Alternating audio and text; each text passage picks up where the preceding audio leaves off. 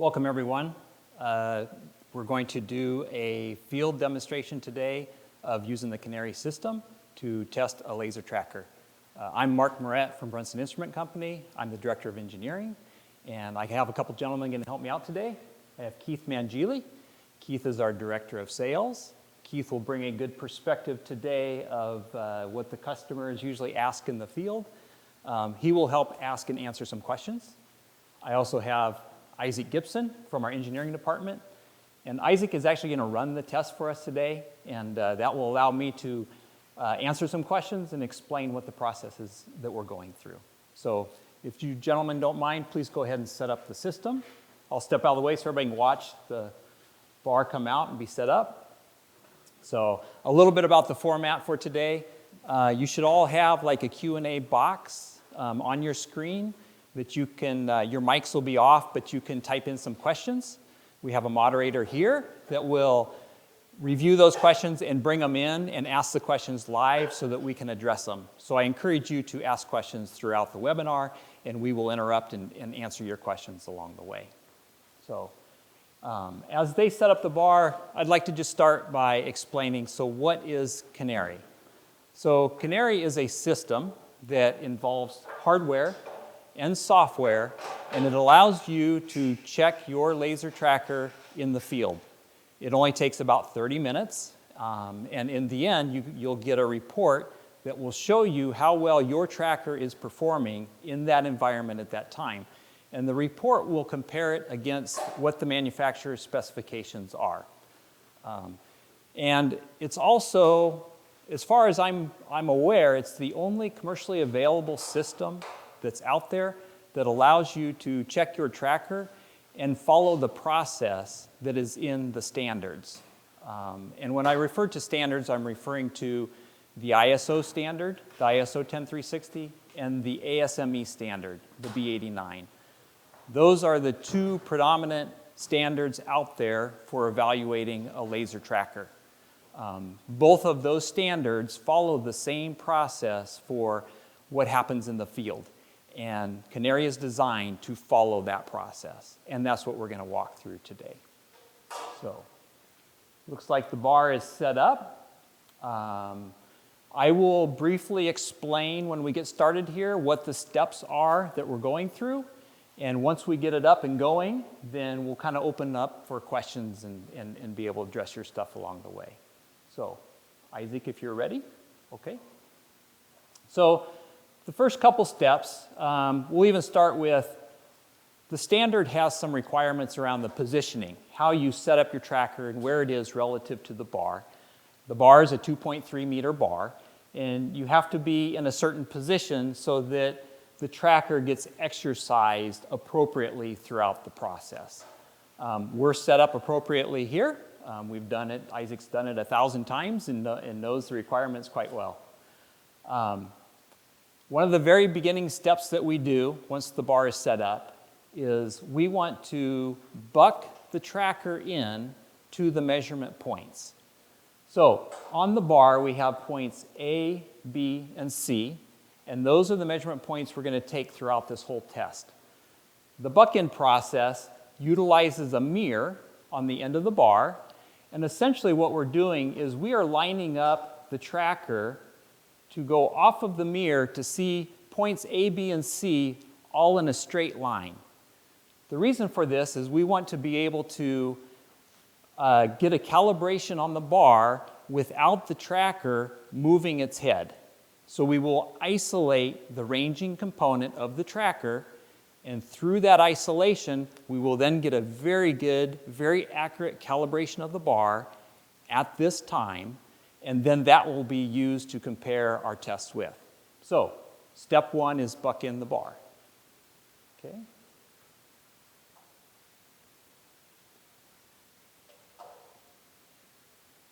And you're bucking in your still? Yes. You ready for calibration? Okay.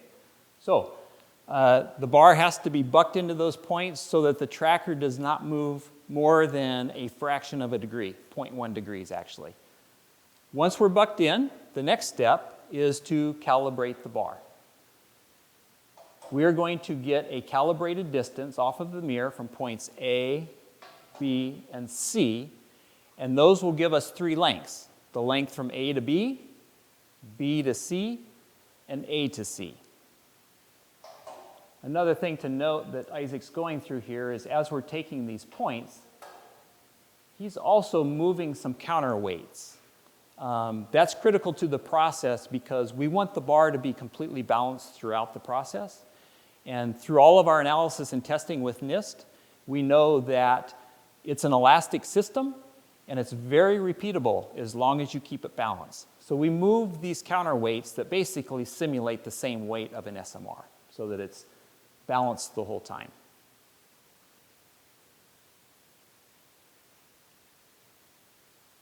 Once we get a calibrated length, we will then walk through the measurement process, which will really be the beginning of the test. This is all the setup, establish the length.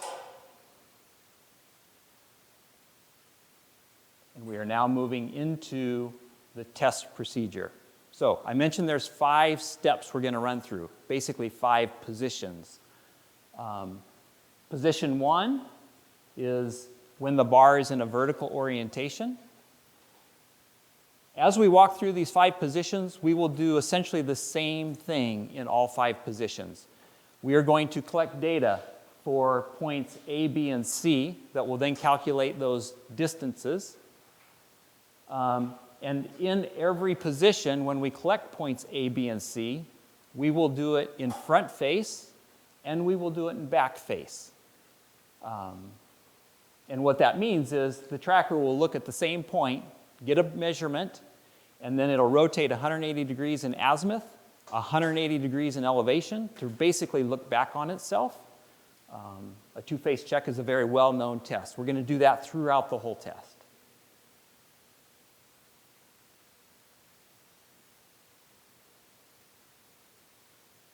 Trying to find it. There it is.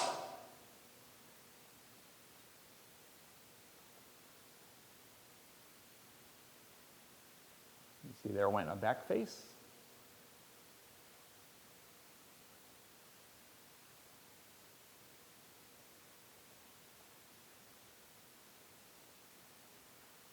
You'll also notice that when we calibrated the bar, I talked about bucking in and calibrating off of the mirror so that we wouldn't use the angle encoders of the tracker. Now that we're in test mode, we aren't using the mirror. The mirror is still on the bar. We need it there for its weight, but we aren't using it to bounce the laser beam off of the mirror. It is just tracking to the SMR.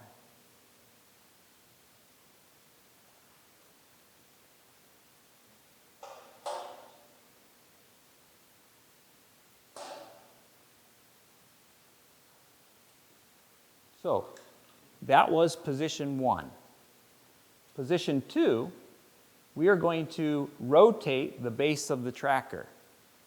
The reason we do that is the coordinate system is relative to the tracker. So now we essentially just move the bar 90 degrees. We want to do that so that we exercise a different portion of the tracker for step 2 of the test. Physically, it's a very easy thing to do. We didn't have to move the bar. We only rotated the base of the tracker. This creates position number 2. We will then go through 3, 4, and 5, and at some point we will also rotate the tracker back to the 0 degree azimuth. Mark, as Isaac is going through the steps of this vertical move, can you let us know what is the history? What are the reasons that ISO suggests one would need to field check their laser tracker in this means? In the standard that just recently came out in 2021, the update to it that has interim field checks in it, ISO does give some recommendations on when you should do some field checks of your tracker. And it really is some guidance, not requirements, and it leaves it up to the user. Part of that guidance is they say it's really a function of economics, right? And what they mean by that is what's the cost? They weigh the cost of you doing a 30-minute test, right? The time to do it, the cost associated with just checking the tracker against what's the risk of not doing it. right? So if you're doing some critical measurements, you really want to know how well it's running. What if something isn't right with the tracker and you go off and you collect data because it's going to give you output? What's the risk of that being wrong? So they leave it up to the user because everybody has different requirements around the data that they're testing. They also give some other guidance in there for, if there's multiple users of the system, you might not have control of your own tracker all of the time. Right. So, and if somebody else is using it, you may not know how they handled it.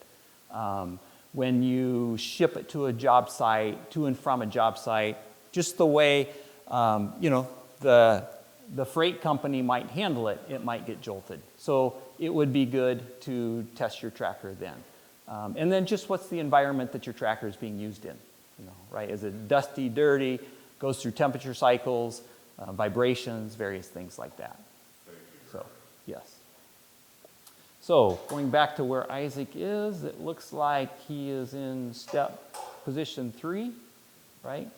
So position 1 was vertical, position 2 was vertical with the tracker rotated 90 degrees.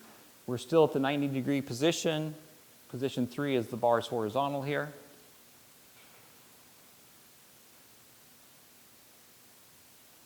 And again, I encourage you to make sure you ask your own questions in the webinar. And we will bring those into here as well throughout our demonstration. Well, I'll give you another one. All right. While Isaac's moving around.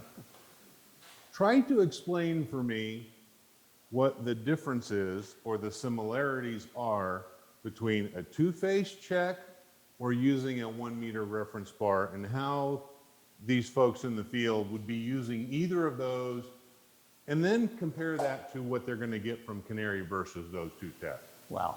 Loaded question. That's a loaded question. That's a loaded question. It's a good one, though, because both two-phase checks and 1-meter bar checks are very commonly used out in the field. Right. And similar to what Canary is doing is people want peace of mind. Users want peace of mind that their tracker is operating well, right? And that's what a two-phase check, a 1-meter bar check, and Canary are all trying to do for you. What's the difference, right? So I would explain the difference is, first of all, Canary is based on the analysis is started with NIST. And what NIST did is they took a tracker and they modeled all of the air sources within a tracker, and then they determined, okay, at what position do we need to do a check with a length artifact and a two-phase so that if there are issues going on within my tracker, it will be sensitive to those errors.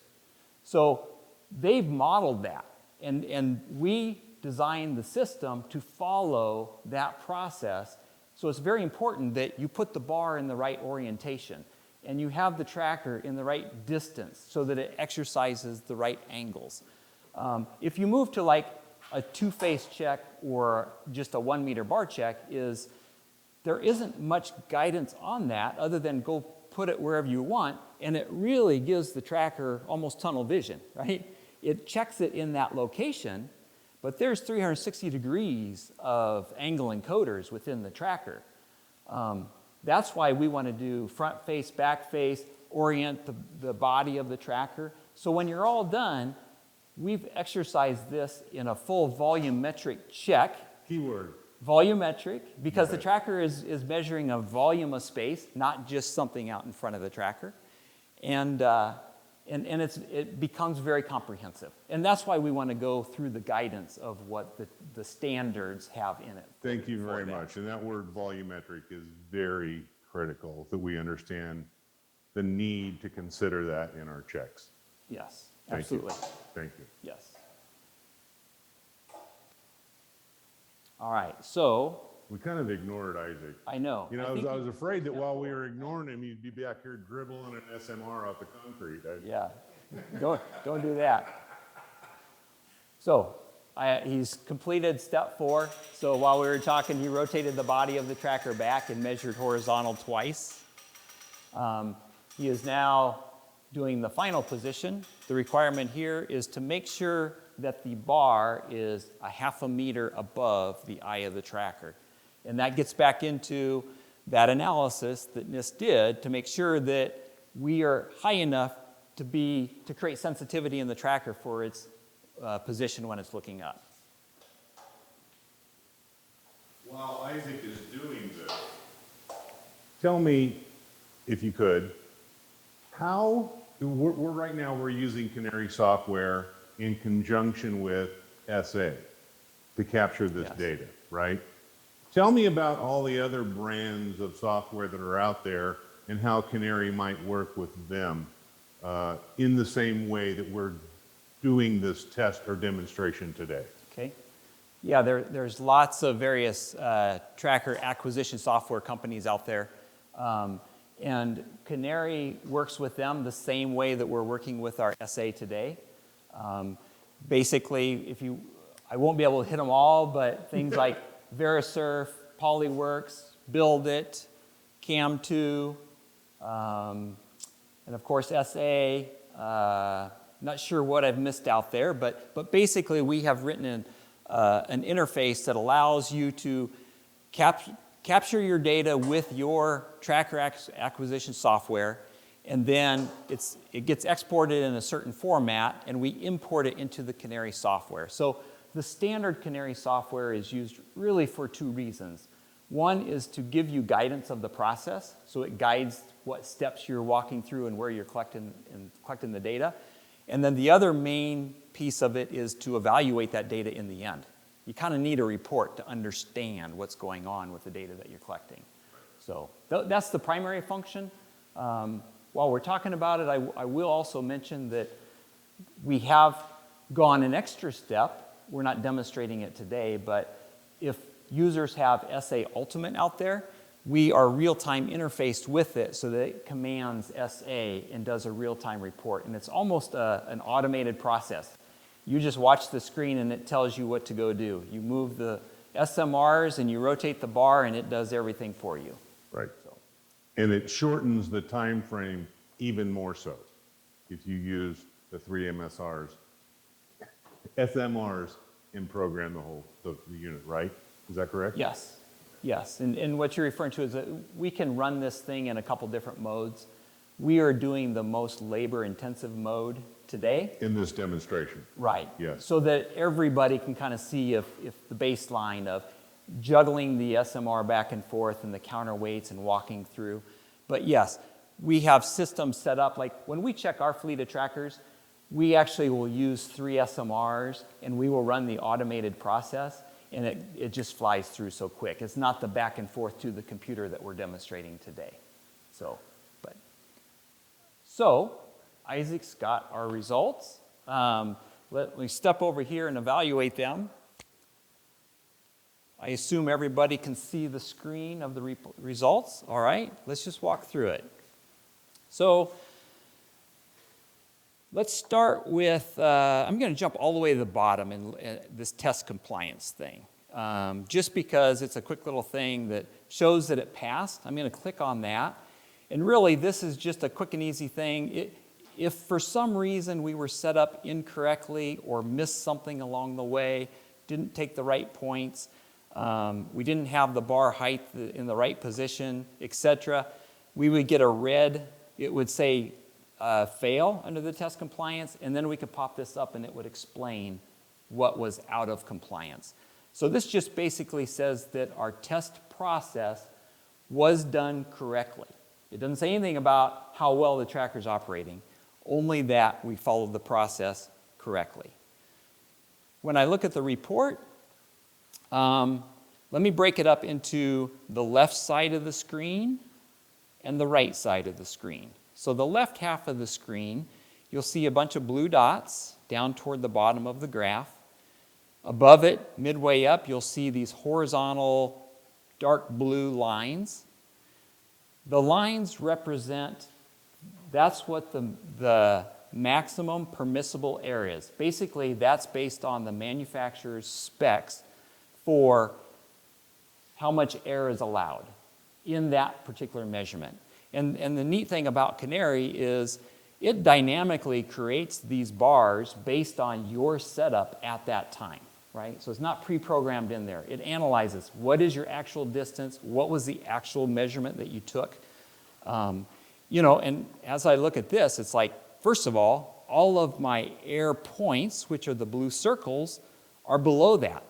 So right away I can look at this and say, oh, it is operating well within the parameters of what the manufacturer tells us that it's capable of. Other things to point out is the left half of this chart is the length measurement check. The right half is the two-phase checks. Earlier I mentioned that as we went through points A, B, and C, we were measuring every data point in front face and in back face. So when we measured the front face, back face, the difference of that is the right-hand side of the report with those data points. And when we compared the length measurements, it's the left-hand side. And if you looked across the axis down at the bottom, basically that was the 5 orientations we went through: vertical, vertical 90, horizontal, horizontal 90, and elevated. And those are the actual measurements, errors, that we got when comparing back to the calibrated length that we started with. You will also notice a gray bar with each blue dot. That is the uncertainty associated with that error. The uncertainty takes into account basically a whole budget of stuff that is the actual Canary hardware, gravitational effects,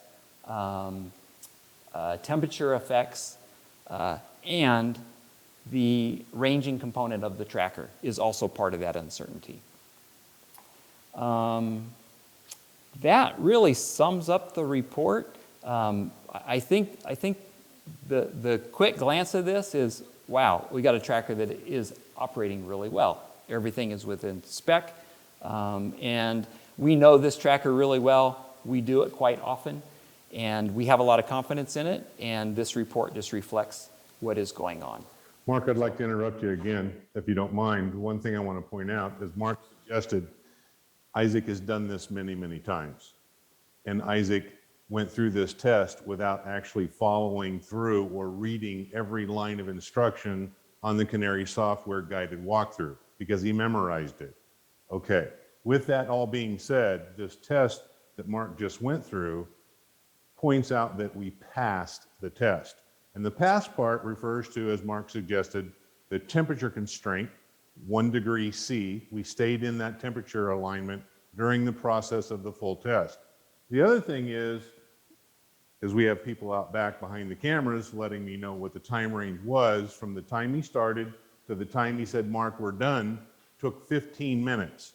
I'll remind you, Isaac didn't need to read every step of the process. He knows it by heart. But the point is, it doesn't take very long. I'll also remind you is that he did the old-fashioned longhand way. He wasn't using SA Ultimate with the program feature. So, good point. Yes, all right? Very good. All right, I'll shut up now. Yes, yes. So I don't know if we have any other questions coming in from the field. I would like to, while we have a little bit of time here, would like to just explain a little bit about the calibration process. And I think a lot of times, and Keith will back me up on this, a lot of times when a user hears that we calibrated this bar and then we went and checked our tracker with it, the typical metrologist says that doesn't feel right. And I want to just take a minute or so and explain that. Basically, this isn't Brunson saying this. This is the standard, right? And let me explain why. So and it's the whole step of looking at the tracker and isolating the ranging component of it. The ranging component is one technology, right? When a tracker was designed years ago, they took this ranging component and then they put in some ways to measure angles, right? And when there's issues going on in the field, typically it is misalignments that are going on within the tracker, and those misalignments are all geometry related, right? So you've got bearings in there, you've got encoders that are measuring different angles, and if that isn't built perfect, then that becomes error, geometric errors in that measurement. When it comes to isolating to use the ranging component, well, what if something's wrong with the ranging component? Yeah, Well, my understanding in working with NIST was when it comes to the ranging component, it's kind of one of those things that it's more on the principles of light, right? Because it's doing a distance check or it's dealing with wavelengths of light, that it's either working or it's not working, right? So you can have a lot of confidence in that. It's also a reason that periodically you do send it back to the manufacturer to have its calibration done. So the traceability of this whole test is traceable through your ranging component that was done at the laboratory when you had it certified. This is just to build your confidence that it's actually operating well in the field. And again, tie it back to what you said at the beginning of this, is it allows you to know exactly where you are at this very moment in the job you're about to do, Yes. right? It ties all that together. Exactly. And I would even argue a little bit about, you know, some that really want the bar to show up with a certificate that says that it was calibrated in the factory at this particular dimension. I would almost argue that it's better to measure it in your environment right then. I think you can, you know, based on how we're calibrating it in the field, your uncertainty is probably more accurate in your environment because we've isolated a lot of the other parameters that build the uncertainty budget. That's right. So, yes. Well, I'd like to make one more suggestion. I assume you're about to wrap this thing up, but maybe the folks would like to see us tear it down, put it away. For those that started the Sure. webinar with us, they saw how short time it took to set it up. Taking it down is even close or fast right. also. So Go for it. let's tear it apart. Yeah.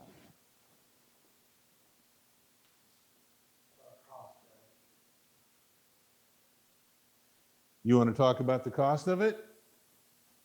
You mind if I do that while I work? Yeah. Isaac can tear it down. Yeah. Yeah? Okay.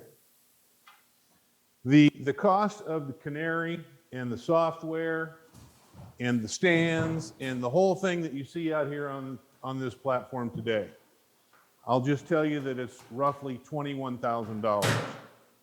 And $21,000 is the Canary software that you saw in action today. That includes the bar, the software itself, and this 230 stand. If you wanted a portable stand, which Canary operates on also, if you're needing to move the Canary around and need portability, it's basically $500 more. This stand is $500 more than this stand in essence.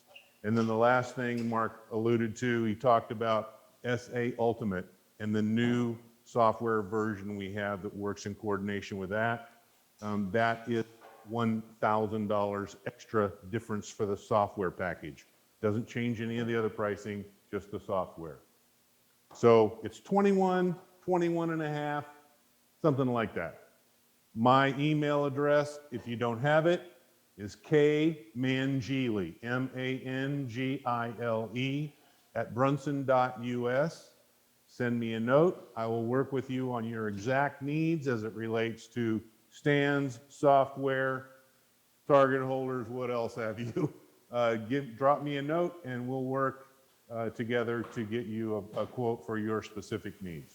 Yeah, and if you have any follow-up questions, don't hesitate to reach out through our website or through Keith's email. We can definitely get on the phone, answer questions, and greatly appreciate your time today. Isaac's got her all wrapped up over there. I think that concludes everything for us today. Thank all of you for coming and attending our webinar. Enjoy the rest of your day. Thank you.